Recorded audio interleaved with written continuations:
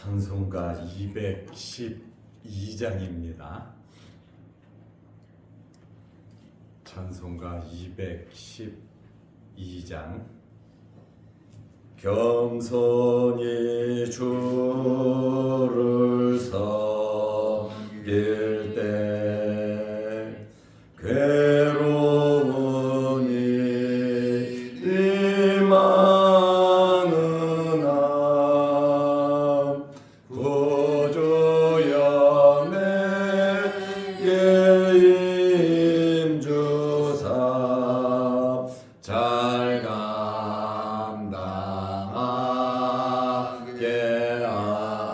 하소서. 인자한 말을 가지고 사람을 강화시키며 갈 길은 잃은 무리를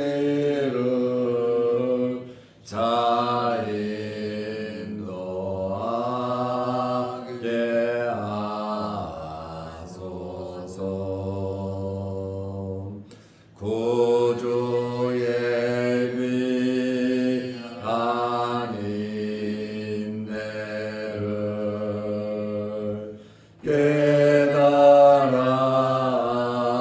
알게 하시고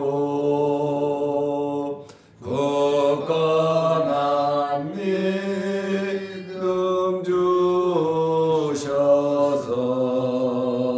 늘 승리하게 하소서. 장래의 영광 비추사 소망이 되게 하시며 구주와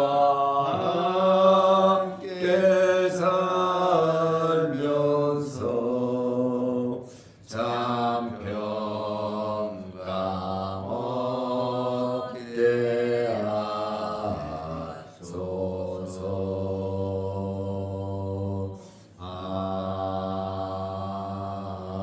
아멘.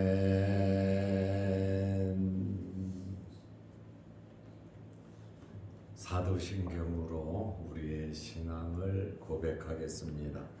전능하사 천지를 만드신 하나님 아버지를 내가 믿사오며 그 외아들 우리 주 예수 그리스도를 믿사오니 이는 성령으로 잉태하사 동정녀 마리아에게 나시고 본디오 빌라도에게 고난을 받으사 십자가에 못 박혀 죽으시고 장사한 지 사흘 만에 죽은 자 가운데서 다시 살아나시며 내 하늘로사 전능하신 하나님 우편에 앉아 계시다가 저리로서 산자와 죽은 자를 심판하러 오시리라.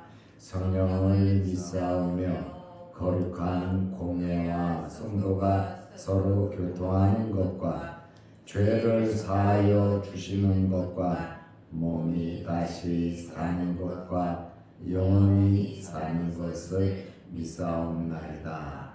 아멘. 하나님의 말씀 요한복음 18장 31절에서 33절 말씀까지 보겠습니다.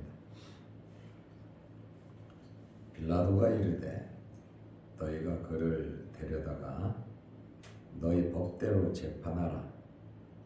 유대인들이 이르되 우리에게는 사람을 죽이는 권한이 없나이다 하니 이는 예수께서 자기가 어떠한 죽음으로 죽을 것을 가리켜 하신 말씀을 응하게 하려 함이로라. 이에 빌라도가 다시 관정에 들어가 예수를 불러 이르되 내가 유대인의 왕이냐. 아멘. 33절 말씀까지 보았습니다. 새벽 예배를 마치면 또 노예의 초상이 있어서 정읍에 또 내려가야 될 것 같습니다. 몸이 아직 많이 회복은 되지 않았는데 이번 주일에는 광주에 초상이 있어서 내려갔어야 됐습니다. 그런데 연락이 토요일 날 늦게 와서 주일이고 또 외국에 갔다 와서 몸이 좀 피곤해서 전라도 광주에는 내려가지 못했습니다. 기회가 있을 때 초상 조문도 하고 축하도 하는 것이라 제가 새벽 예배 마치면 저급에 다녀와야 될 것 같습니다. 위에서 기도해 주시기를 바랍니다. 유대인들이 예수님을 죽이려고 어두운 밤에 불법적으로 체포를 하고 안나스와 가야바에게 가서 신문을 하고 재판을 하고 죽이기로 결정을 하고 그 새벽에 빌라도에게 끌고 갔습니다. 그런데 빌라도가 그 새벽에 밖에 나온 것은 정말 대단한 일입니다. 유대 총독으로서 최고 지위가 높은 빌라도입니다. 이 빌라도가 자기 관저에서 왜 나왔을까요? 6월절이다 보니까 이스라엘 사람들이 예루살렘에 200만 명, 300만 명 정도 모인다고 합니다. 만약에 유대인들을 특히 또 종교 지도자들을 잘못 건드려서 폭동이 일어나면 정치하는 사람은 민심이 참 중요하거든요. 로마에서도 제일 싫어하는 게 폭동이거든요. 그렇다 보니까 빌라도가 평상시에는 가이사라에서 유대를 다스렸어요. 그런데 6월절이나 축제일이나 명절이 되면 전부 다 이스라엘 사람들이 예루살렘으로 모이잖아요. 그렇다 보니까 빌라도가 예루살렘 관저에 머물면서 급하면 바로 대처를 해야 됐기 때문에 예루살렘에 와 있었습니다. 이렇게 빌라도가 자다가 새벽에 이스라엘 사람들이 요구해서 밖으로 나온 것은 정치하는 사람으로서 현명한 선택이겠죠. 그리고 빌라도는 왜 이 사람을 고소하냐 원고들에게 묻지요. 그러니 유대인들이 예수님을 가리켜서 한마디로 행악자다, 강도다 그 말이에요. 악인이다 말이에요. 구제불능한 그러한 자로 몰아버렸습니다. 왜 유대인들이 예수님을 빌라도에게 데리고 왔습니까? 유대인들은 사형을 시킬 권한이 없습니다. 빌라도에게 사형 언도를 이끌어내기 위해서 새벽에 이렇게 단체로 예수님을 결박해서 끌고 왔습니다. 요한복음 18장 31절에 보면 빌라도가 이르되 너희가 예수를 데려다가 너희 법대로 재판해라. 재판권이 있었거든요.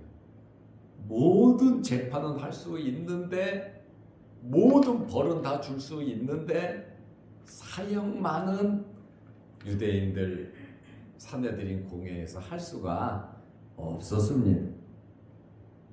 유대인들이 이르되 우리에게는 사람을 죽일 권한이 없나이다 하니. 그러니까 유대인들은 이미 빌라도가 재판하기 그 전부터 예수는 죽여야 된다. 예수님을 잡아온 목적이 예수님을 죽이려고 하는 뭐 죄가 있든지 없든지 그거는 중요하지 않아요.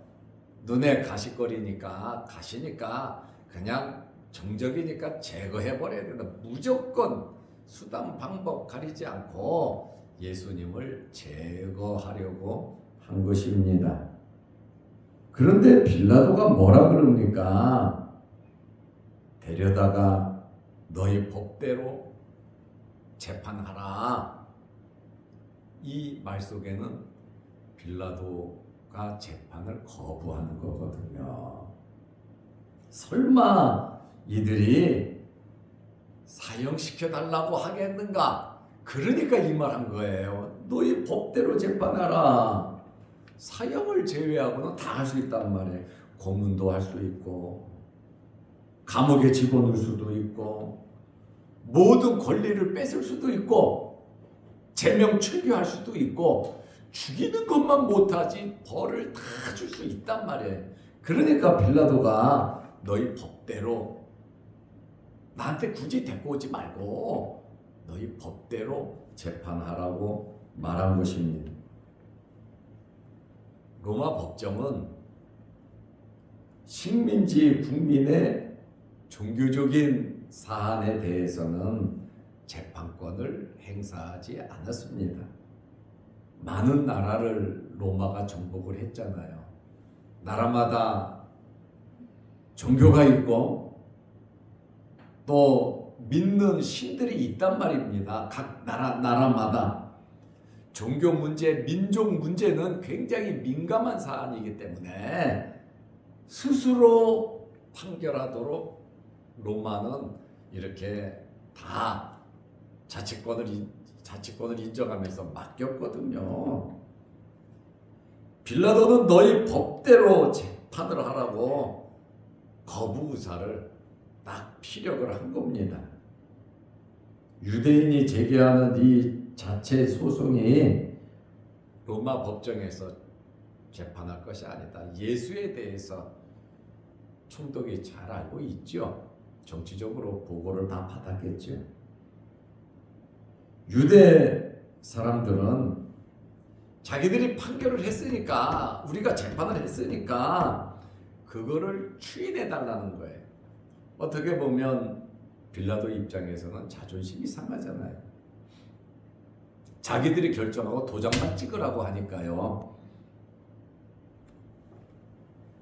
총독의 고유 권한이고 재판은 해봐야 되는 거 아닙니까? 그런데 재판해볼 필요도 없이 이스라엘 사람들이 요구하는 것은 사형, 예수를 죽일 수 있도록 추인해 달라고 하는 그러한 요구입니다. 빌라도는 유대 지도자들하고 관계가 좋지 않습니다. 서로 불편한 관계다 보니까 유대인들에게 권한을 주면서 호의적으로 니네들이 해라, 나한테까지 이런 문제를 말할 거 없다 하면서 정치적인 발언을 빌라도가 한 것이거든요. 이것은 예수님께서 이미 예고하신 대로 이루어져 가고 있는 것입니다. 요한복음 18장 32절에 이는 예수께서 자기가 어떠한 죽음으로 죽을 것을 가르쳐 하신 말씀을 응하게 하려 함이러라.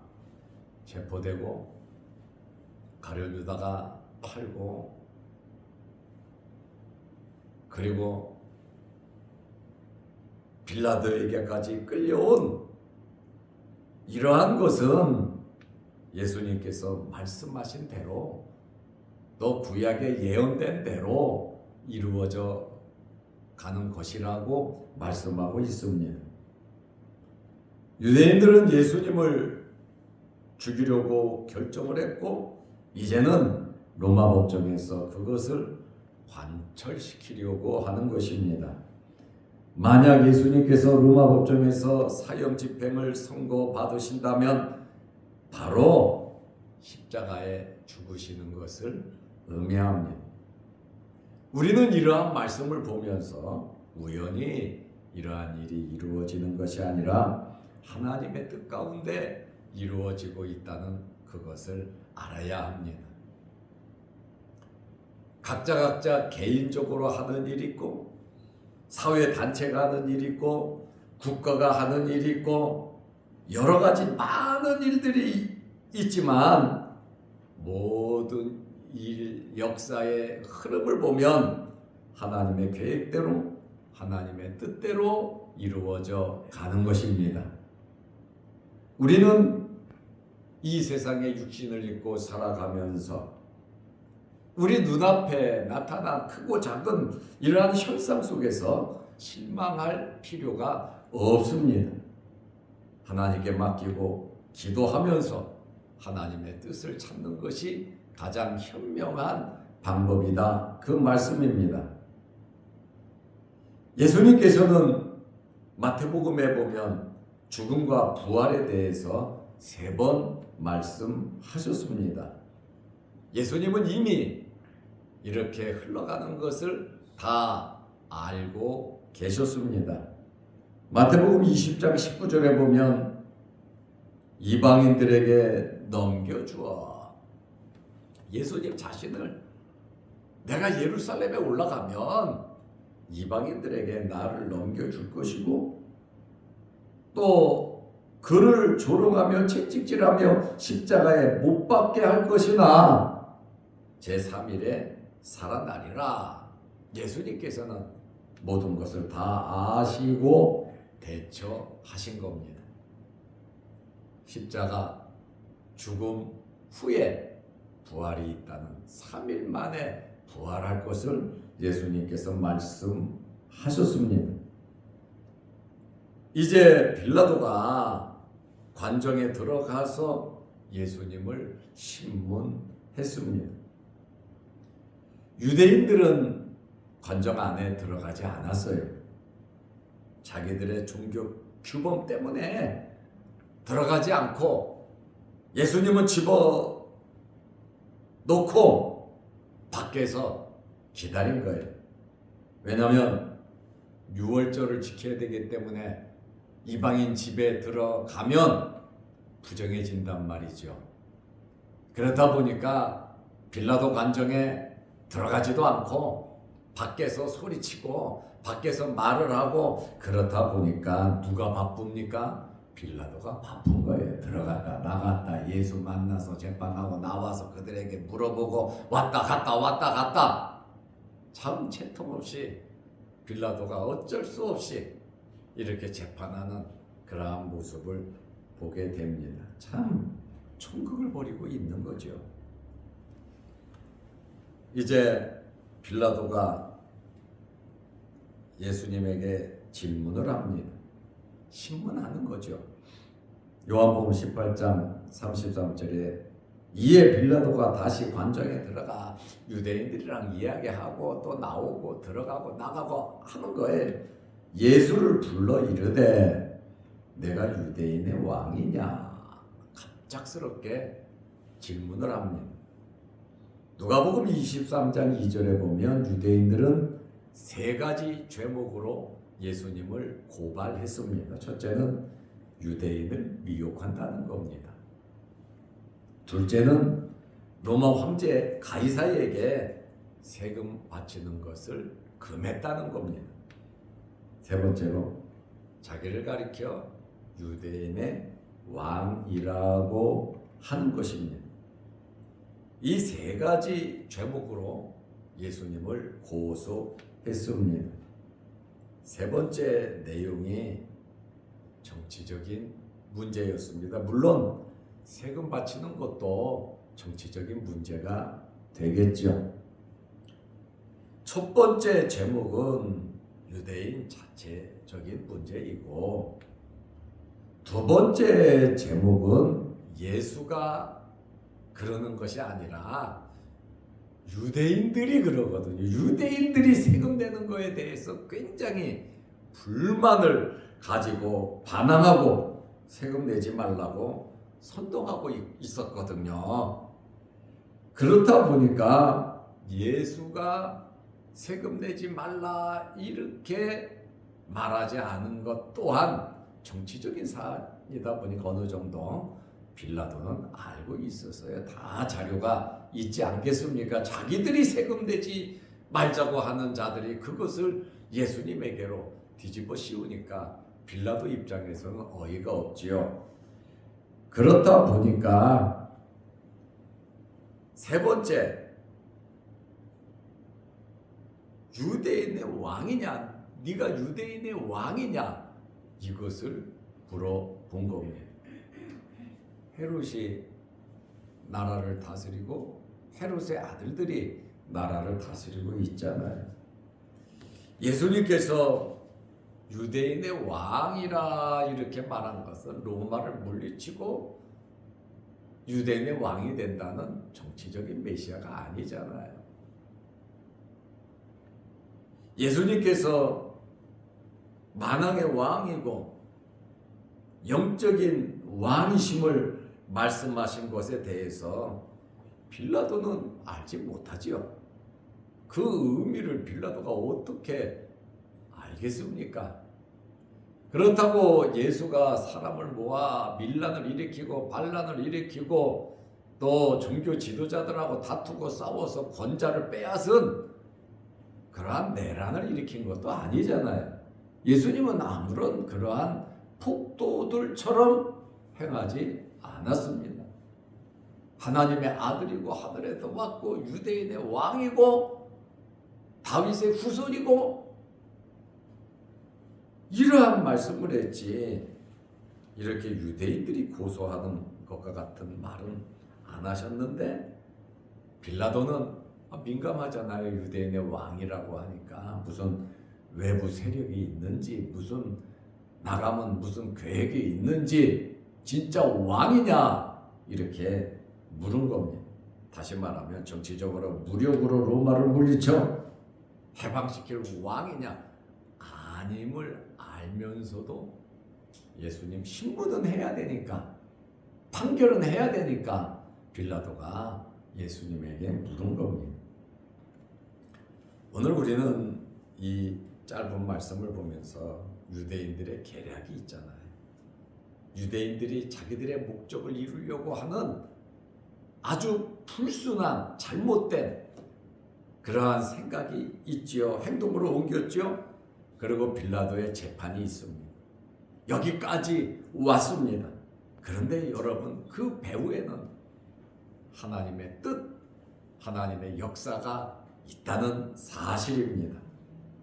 단순히 정치적인 시기나 종교적인 문제, 이스라엘 문제가 아니라 예수님께서 하늘 보좌 버리고 이 땅에 오신 하나님의 거룩하신 이 큰 뜻, 구원을 위한 하나님의 계획이 있으신 겁니다. 사람은 자기의 목적과 계획을 위해서 움직이지만 하나님께서는 하나님의 거룩하신 뜻을 이루어 가신다는 그러한 말씀입니다. 우리가 큰 일을 하는 것 같지는 않아요. 우리가 삶 속에서 자그마한 일을 하는 것 같지만 그 배후에는 하나님의 거룩하신 뜻이 있다는 겁니다. 그냥 나 혼자 내 마음대로 사는 것이 아니라 우리의 삶 속에서 예수님께서 이 땅에 온 목적, 아버지의 나라를 바라보면서 아버지의 뜻을 바라보면서 예수님께서 살아가신 것처럼 우리도 말씀 붙잡고 말씀을 보고 아버지의 나라를 바라보며 하나님의 거룩한 뜻, 하나님의 영광을 위해서 우리는 살아가야 한다. 그 말씀입니다. 우리는 힘도 없고 자그마한 불빛 같지만 하나님께서 저와 여러분 같은 사람들을 통해서 큰 역사를 미력하지만 하나님의 나라를 위해서 이 모양 저 모양으로 쓰고 계신다는 사실을 우리는 알아야 합니다. 그러나 중요한 것은 불법적이고 죄악적이고 세상적이고 이런 면에 우리가 신경 쓰고 그곳에 마음 뺏기지 말고 주님을 바라보면서 거룩한 하나님의 백성으로서 살아야 한다는 그 말씀입니다. 죄짓고 이거 하나님의 뜻이 있겠지 이렇게 말하지 말라는 거예요. 우리는 말씀대로 살아가면서 크고 작은 일들이 있을 때 그 속에서 또 나와 연결된 모든 사람을 통해서 그 단체를 통해서 나는 우리 혼자가 아니잖아요.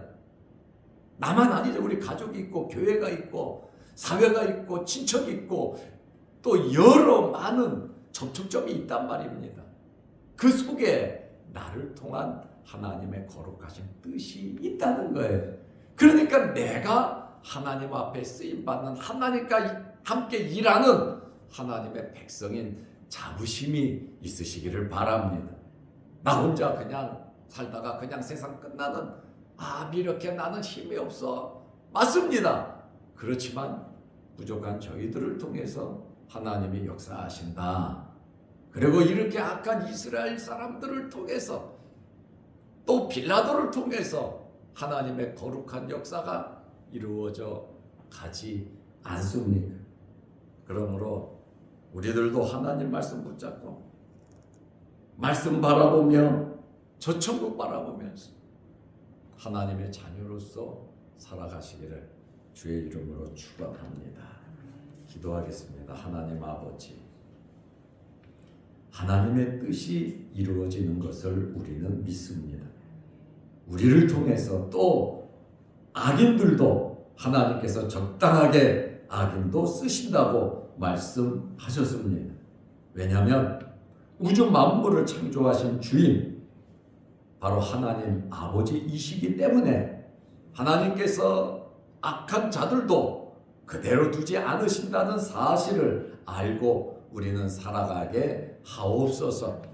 우리는 힘이 없고 연약한 존재들이지만 그래도 하나님의 거룩한 뜻을 이루어가는 하나님의 백성임을 알고 당당하게 하나님의 자녀로서 살아가게 하옵소서.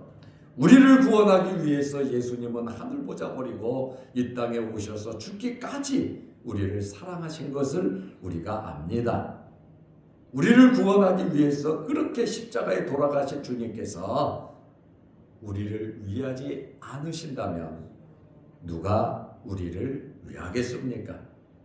악하게 쓰임받는 것이 아니라 우리는 선하게 쓰임받게 하시고 우리가 접촉하고 살아가는 그 장소, 우리가 있는 그 곳마다 하나님의 거룩하신 뜻이 나타나게 하옵소서. 말씀으로 붙잡아 주시고 성령으로 사로잡아 주시고 우리의 말 한마디 행동 하나가 하나님의 거룩한 역사와 능력을 나타내게 하옵소서. 우리 홀로 두지 마시고 늘 임마누엘로 함께 하셔서 우리의 말과 생각이 하나님의 생각, 하나님의 뜻과 일치되게 하옵소서. 오늘도 이 새벽에 기도합니다. 하늘문 열리게 하시고 영상을 보면서 함께 기도하며 하나님의 나라를 구하는 성도들에게 크신 복을 내려 주옵소서. 오늘 장거리 출타할 계획입니다. 가는 길 오는 길 하나님 지켜 주옵소서. 예수님의 이름으로 기도하옵나이다. 아멘. 하늘에 계신 우리 아버지여, 이름이 거룩히 여김을 받으시오며 나라의 마옵시며 뜻이 하늘에서 이룬 것 같이 땅에서도 이루어지이다. 오늘날 우리에게 일용할 양식을 주옵시고 우리가 우리에게 죄 지은 자를 사하여 준 것 같이 우리 죄를 사하여 주옵시고 우리를 시험에 들게 하지 마옵시고 다만 악에서 구하옵소서. 대개 나라와 권세와 영광이 아버지께 영원히 있사옵나이다. 아멘. 자유롭게 기도하시기 바랍니다.